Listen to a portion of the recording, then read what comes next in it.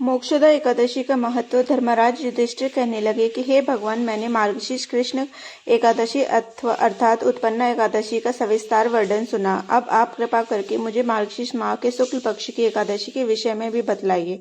इस एकादशी का क्या नाम है तथा इसके व्रत का क्या विधान है, इसकी विधि क्या है, इसका व्रत करने से किस फल की प्राप्ति होती है, कृपया यह सब विधि पूर्वक कहिए। श्री कृष्ण भगवान बोले, मार्गशीर्ष माह के शुक्ल पक्ष में आने वाली इस एकादशी को मोक्षदा एकादशी कहा जाता है। यह व्रत मोक्ष देने वाला तथा चिंतामणि के समान सब कामनाएं पूर्ण करने वाला है, जिससे आप अपने पूर्वजों के दुखों को खत्म कर सकते हैं। इसका महात्म्य मैं तुमसे कहता हूँ, ध्यानपूर्वक सुनो। मोक्षदा एकादशी व्रत कथा। गोकुल नाम के नगर में वेखानस नामक राजा राज्य करता था। उसके राज्य में 4 वेदों के ज्ञाता ब्राह्मण रहते थे। वह राजा अपनी प्रजा का पुत्रवत पालन करता। एक बार रात्रि में राजा ने एक स्वप्न देखा कि उसके पिता नरक में हैं। उसे बड़ा आश्चर्य हुआ।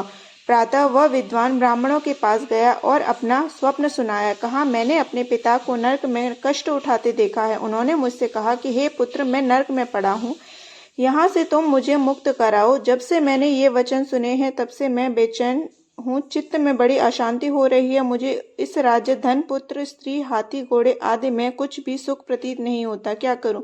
राजा ने कहा, हे ब्राह्मण देवताओं, इस दुख के कारण मेरा सारा शरीर जल रहा है। आप कृपा करके कोई तप, दान, व्रत आदि ऐसा उपाय बताइए जिससे मेरे पिता को मुक्ति मिल जाए। उस पुत्र का जीवन व्यर्थ है जो अपने माता पिता का उद्धार न कर सके।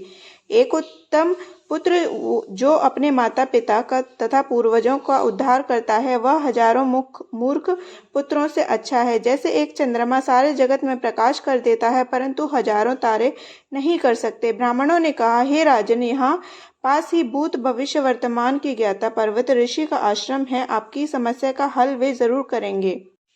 ऐसा सुनकर राजा मुनि के आश्रम पर गया। उस आश्रम में अनेक शांत चित्त योगी और मुनि तपस्या कर रहे थे। उसी जगह पर्वत मुनि बैठे थे। राजा ने मुनि को साष्टांग दंडवत किया।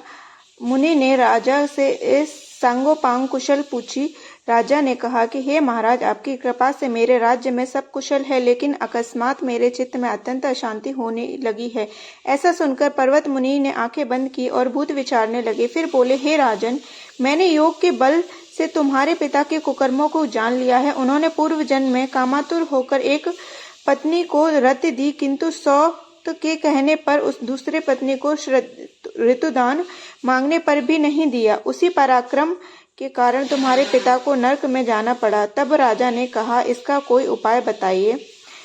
मुनि बोले, हे राजन, आप मार्गशीर्ष एकादशी का उपवास करें और उस उपवास के पुण्य को अपने पिता को संकल्प कर दें। इसके प्रभाव से आपके पिता की अवश्य नरक से मुक्ति होगी। मुनि के ये वचन सुनकर राजा महल में आया और मुनि के कहने के अनुसार कुटुंब सहित मोक्षदा एकादशी का व्रत किया। इसके उपवास का पुण्य उसने पिता को अर्पण कर दिया। इसके प्रभाव से उसके पिता को मुक्ति मिल गई और स्वर्ग में जाते हुए वे पुत्र से कहने लगे कि हे पुत्र, तेरा कल्याण हो। यह कहकर स्वर्ग